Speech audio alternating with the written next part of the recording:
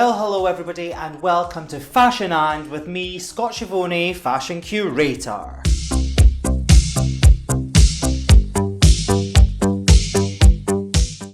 This week I want to get straight into it. I started my channel because I want to make fashion history accessible, exciting and dynamic. And so the theme of this episode is fashion and black designers.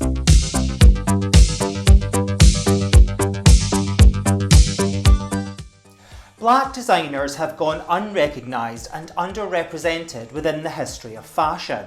There is much to be learned from black designers and how their experiences have changed throughout history. Even today, black designers only make up around 1% of the designers covered by VogueRunway.com, which is one of the most comprehensive online tools for looking at collections from the fashion weeks from around the world. Black seamstresses, dressmakers and fashion designers have always been here, it's just that most of the time fashion history has written them out. This episode will explore the lives, experiences and work of black designers in both America and the UK from the 19th century to today. Black fashion designers began to gain recognition during the late 1940s, even while there was still segregation within society. These talented men and women created custom-made gowns for elite society women and celebrities and represented the transition from 19th century dressmaking traditions to modern fashion design. This episode will cover the life and work of some of my favourite designers who are often overlooked.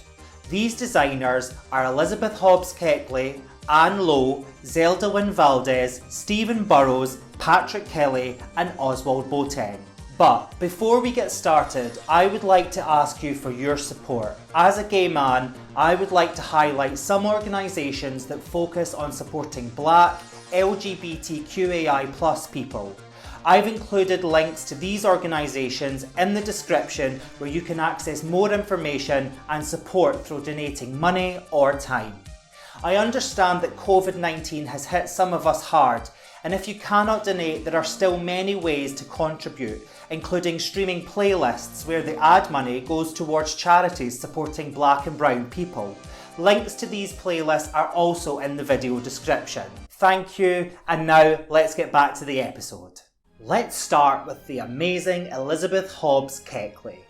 Elizabeth Hobbs Keckley is perhaps best known as Mary Lincoln's dressmaker and confidant, and the author of Behind the Scenes, formerly a slave, but more recently modiste and friend to Mrs. Abraham Lincoln, or 30 Years a Slave and 4 Years in the White House, published in 1868. Born into slavery in 1818 on the Colonel Armistead Burwell farm in Dinwiddie County, Virginia, during her youth, Elizabeth endured whippings and beatings and at the age of 20 became pregnant as a result of a rape. After the birth of her son George, Elizabeth was sent to live with Hugh and Anne Burwell Garland when, in 1847, she accompanied them to St. Louis. Elizabeth began working as a seamstress and dressmaker. Her reputation as a skilled draftswoman grew quickly as she received patronage from some of St. Louis's most elite citizens. Elizabeth married James Keckley in 1852 on the condition that Hugh Garland allowed her to purchase her freedom for the sum of $1,200. On August 10, 1855, with money borrowed from a selection of her wealthy patrons, Elizabeth Keckley secured her freedom. A few years later, in 1860, she left her unhappy marriage and moved to Washington, D.C., where she set up a dressmaking business in a series of rented rooms. Known for clean lines, expert fitting, and the ability to follow popular European styles, Keckley gained a number of prominent women as her clients. Among them was Mary Todd Lincoln, First Lady of the United States. Elizabeth spent considerable time at the White House, where she took on the role of dressmaker, personal dresser and confidant, and the two women formed a special bond. A purple velvet gown designed and made by Keckley and worn by Mary Lincoln is part of the collection at the Smithsonian's American History Museum. The First Lady wore the gown during the Washington winter social season of 1861 to 1862.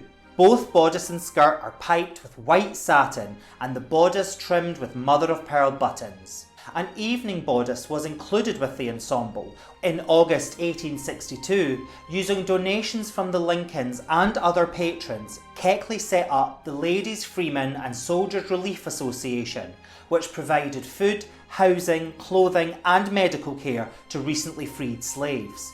Her work for and friendship with Mary Lincoln permitted her a unique view of the events during this era, which she chronicled in her book. When President Lincoln was assassinated, Elizabeth was the first friend Mary Lincoln called. However, in the aftermath of the assassination, the publication of Keckley's book was controversial and strained their relationship.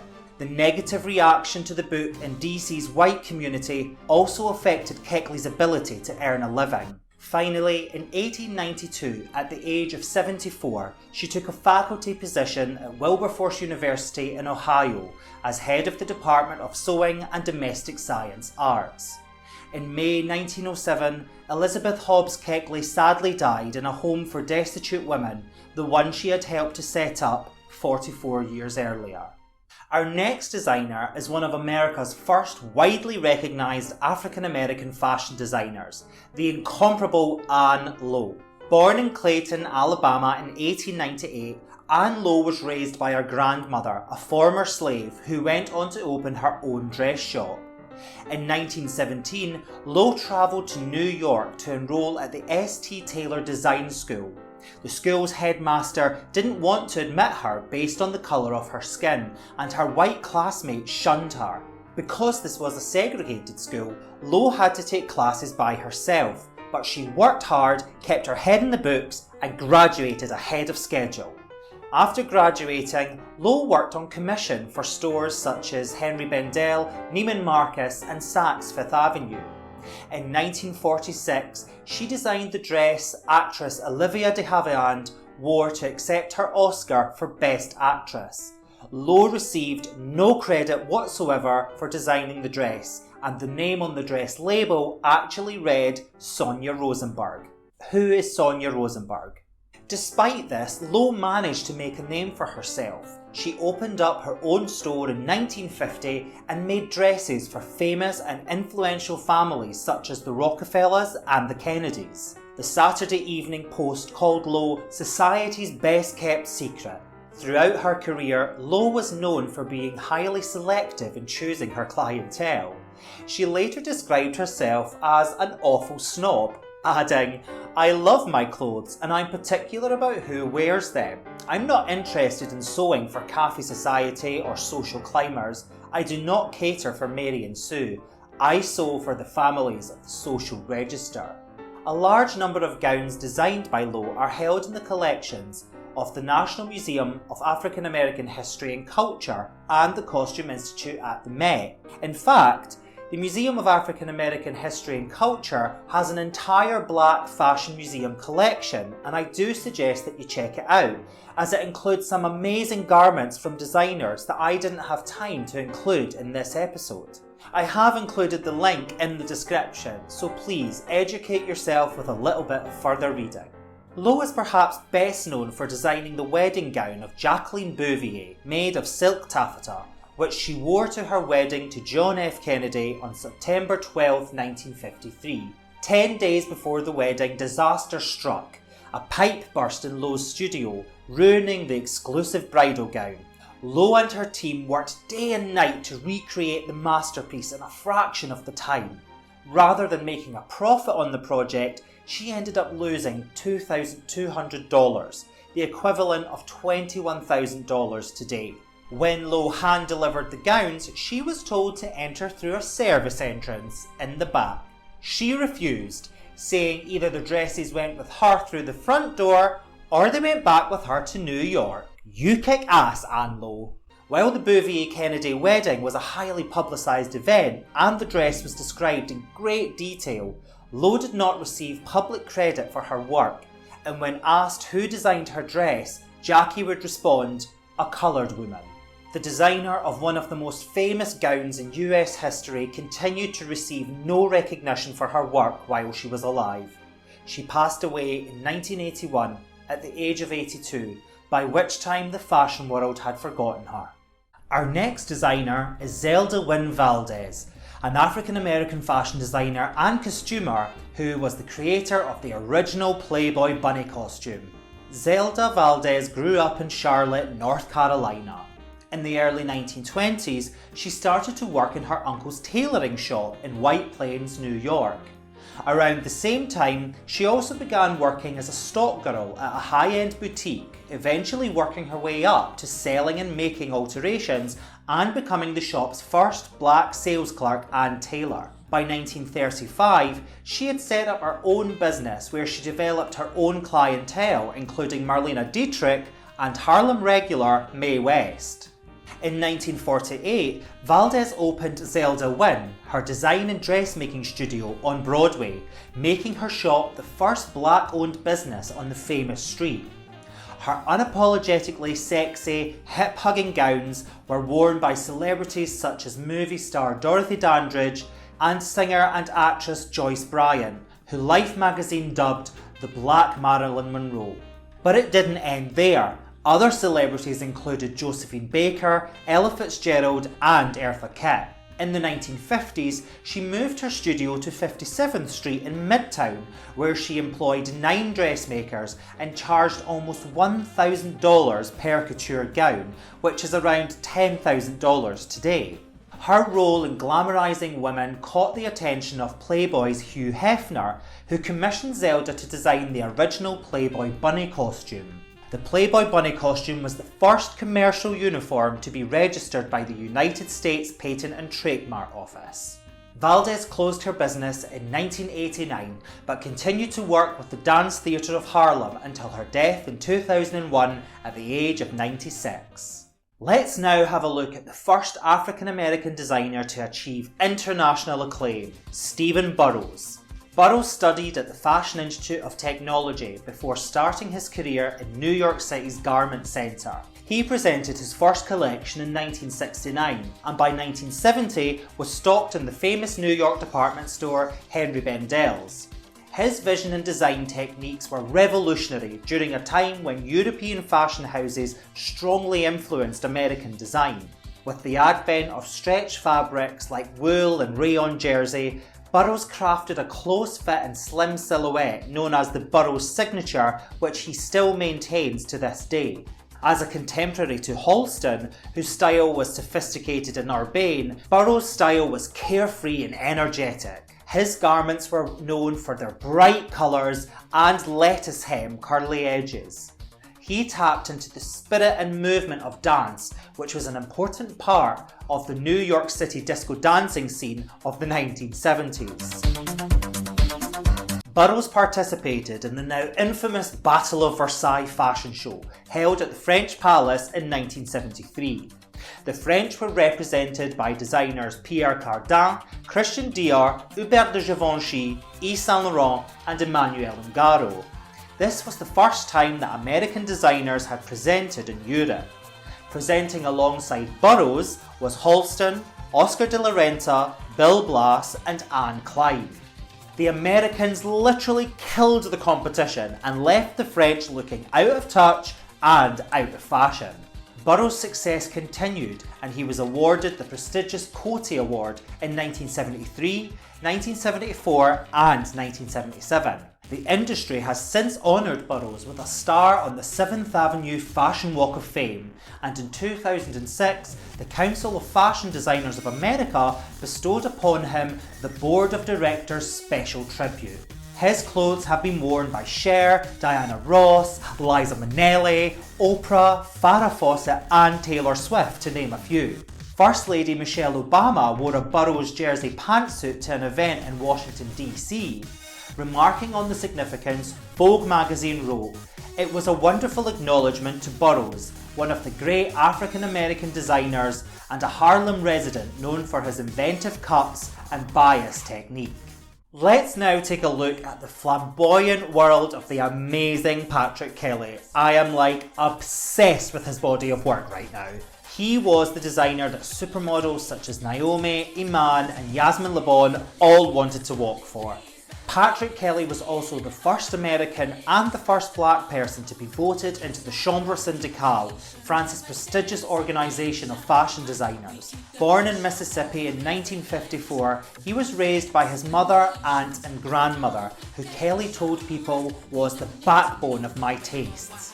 When he was 6 years old, his grandmother brought home a fashion magazine, and immediately Keckley noticed that there were no pictures of African American women in it. When he asked why, his grandmother explained, "Nobody has time to design for them." After hearing that, Keckley knew exactly what he was born to do. Keckley often decorated his body-conscious designs with three-dimensional elements, including tiny ribbon bows, dice, plastic black baby dolls, and buttons. In fact, buttons were a particular favourite, crediting his grandmother as his inspiration. As a child, his grandmother would replace the missing buttons on Keckley's clothes with mismatched ones. When Keckley complained, she lovingly teased him by peppering his clothes with purely decorative, completely unmatched buttons. As a designer, Keckley turned this embarrassing memory into one of his trademarks. In 1972, Keckley moved to Atlanta to take on his first fashion role at an Yves Saint Laurent Rive Gauche boutique. He later enrolled at the prestigious Parsons School of Art in New York, but had to give up his place because he struggled financially. Thankfully, his friend and early supporter Pat Cleveland, the groundbreaking black fashion model, bought Keckley a one-way ticket to Paris, where his creativity soared. Thank you, Pat Cleveland. Keckley's shows were exuberant and over the top. His models twirled to the latest pop music, giving his shows a fresh, contemporary feel. He was dressing Naomi Campbell, Grace Jones and Madonna, embracing the beauty of the female form in his designs. He wanted to make wearable clothes that would make people happy, and is famously remembered as saying, "I want my clothes to make you smile." Although his work was fun and glamorous, it was also full of cultural and historical references. Keckley was an avid collector of memorabilia that depicted offensive racial stereotypes. He used this material ironically in his designs, featuring cartoonish watermelon wedges, bananas and gollywogs in an attempt to positively reclaim their negative racial connotation. Patrick Keckley died on New Year's Day 1990 from complications due to AIDS. Before Keckley died, he had just signed a $5 million production deal with Warnaco, made a deal with United Colors of Benetton, and was developing plans for lingerie, perfume and a menswear line. In his obituary, The Independent declared, "Keckley belonged to that rare group of designers who knew how to wield the cutting scissors and sew a seam. Both proved invaluable when in 1979 he arrived in Paris with nothing but that unflagging good humour." The last designer for today's episode is the British menswear designer Ozwald Boateng, known for his trademark twist on classic British tailoring. Born in North London, Boateng was inspired by the immaculate suits his father wore.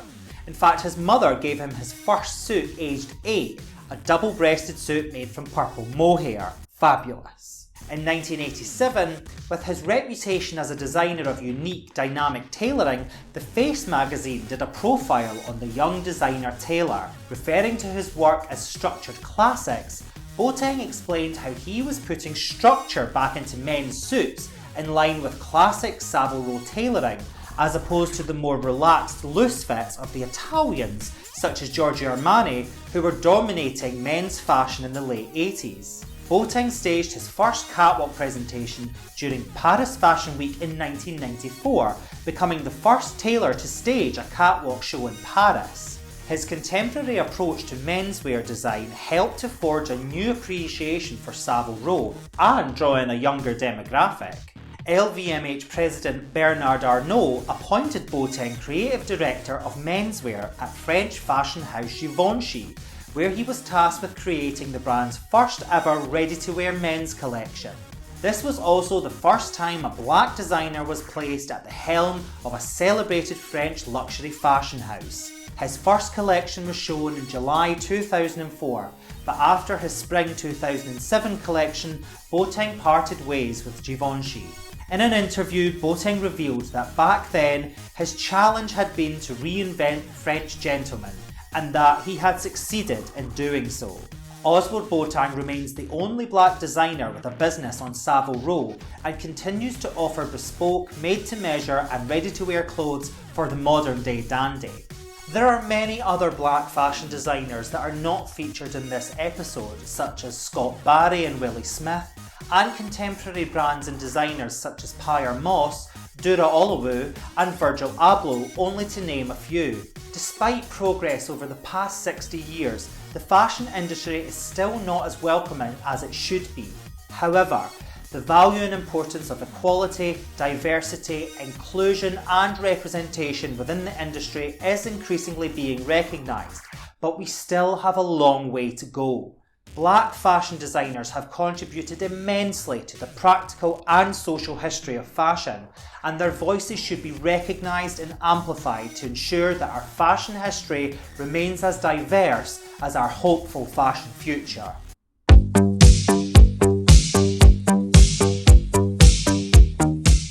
Well, that's it for today's episode. I hope you enjoyed hearing the inspiring stories of some of fashion's most talented black designers.